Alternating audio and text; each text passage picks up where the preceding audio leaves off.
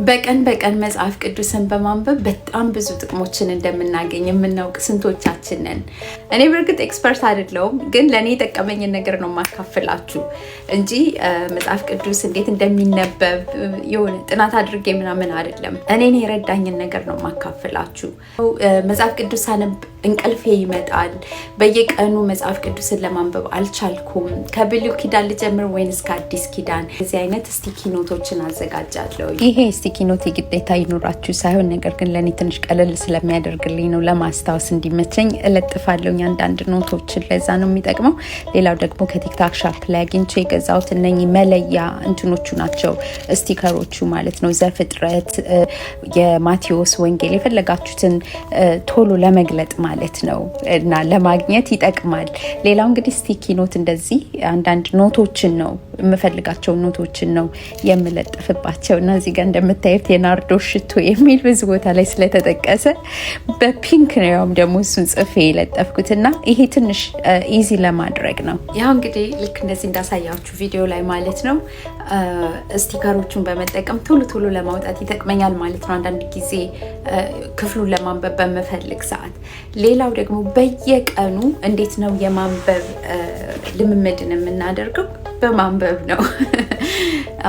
በጸሎት ሰዓት ሊሆን ይችላል፣ ወይ ደግሞ ማታ ከመተኛታችሁ በፊት ወይ ጠዋት ስትነሱ ፕሮግራምም አድርጋችሁ የእግዚአብሔርን ቃል የማንበብ ማለት ነው እና አንድ ጊዜ እስክትጀምሩት ድረስ ነው።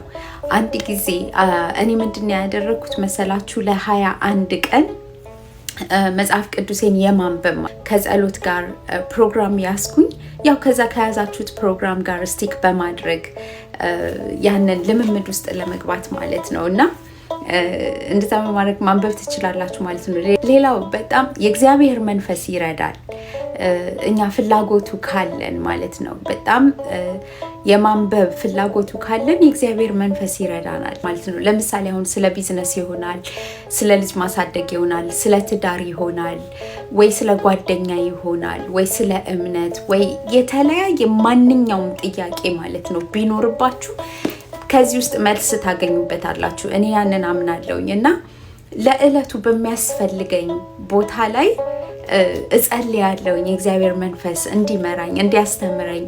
ለምሳሌ አሁን እኔ ቢዝነስ አለኝ፣ በቢዝነስ ነጋዴ ነኝ፣ የግል የሆነ ስራ አለኝ፣ እንደዚሁም ደግሞ አርቲስት ነኝ፣ ልጆች አሉኝ፣ ትዳር አለ እና በየቀኑ በሚከብደኝ ቦታ ላይ በህይወት ክፍል ላይ ማለት ነው የእግዚአብሔር ቃል ምን ይላል የሚለውን በእግዚአብሔር መንፈስ ማለት ነው እጠይቃለሁኝ ለቀኔ ማለት ነው፣ ለዛ ላለብኝ ችግር እና እጠይቃለሁኝ። እግዚአብሔር የእውነት ይመራል፣ የእግዚአብሔር መንፈስ ይመራል። እንዴት ነው የሚመራችሁ? ትጸልያላችሁ። እግዚአብሔር ሆይ በዚህ ጉዳይ ላይ ምን ትላለህ?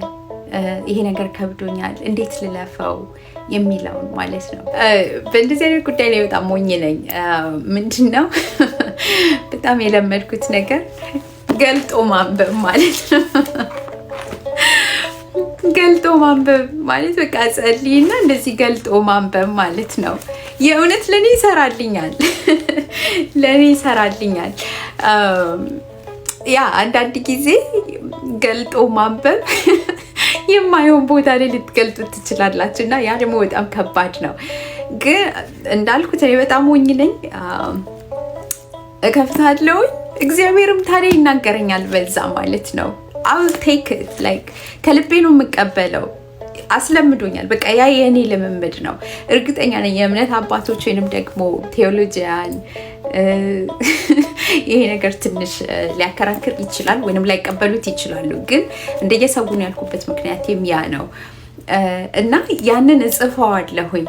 እግዚአብሔር በቃሉ በጣም እንደሚናገር እኔ አምናለሁኝ እና እጽፈዋለሁኝ። በቃ ያስተምረኛል፣ ይናገረኛል ስላችሁ የእውነት በቀላል መንገድ እንዳታዩ ትፈልጋለሁኝ። ይሄንን አንድ ምሳሌ ልንገራችሁ።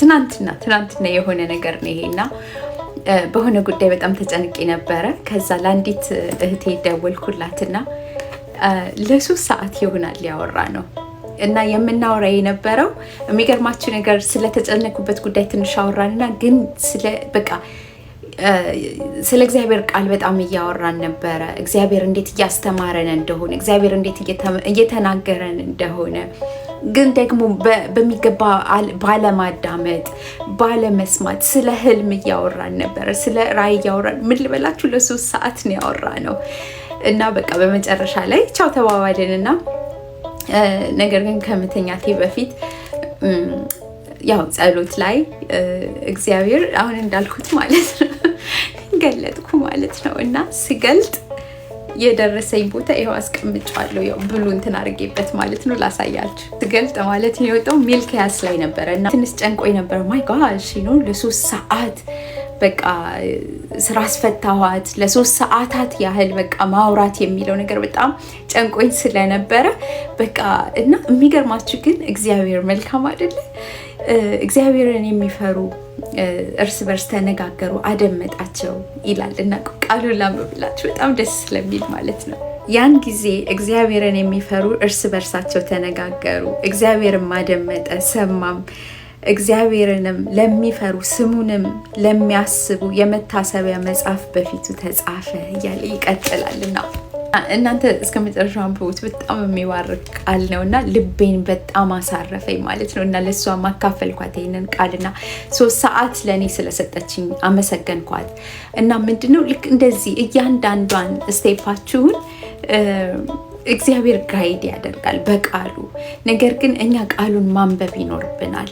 ቃሉን በሞኝነት ማለት ነው በየዋህነት በቅንነት በመቀበል እግዚአብሔር የእውነት እንደሚያስተምር የእውነት እንደሚናገር የእውነት እንደሚመራ በማመን ማለት ነው እና እግዚአብሔር ቃል እግዚአብሔርን በእምነት ደስ ማሰኘት እንደሚቻልም ደግሞ ይናገራል እና የእውነት ይሄ የእግዚአብሔር ቃል እንደሚናገርና እንደሚመራ እያመንን ካነበብነው በየቀኑ እየጣፈጠን ነው የሚመጣው። እግዚአብሔር ቃል ጠጋኝ ነው።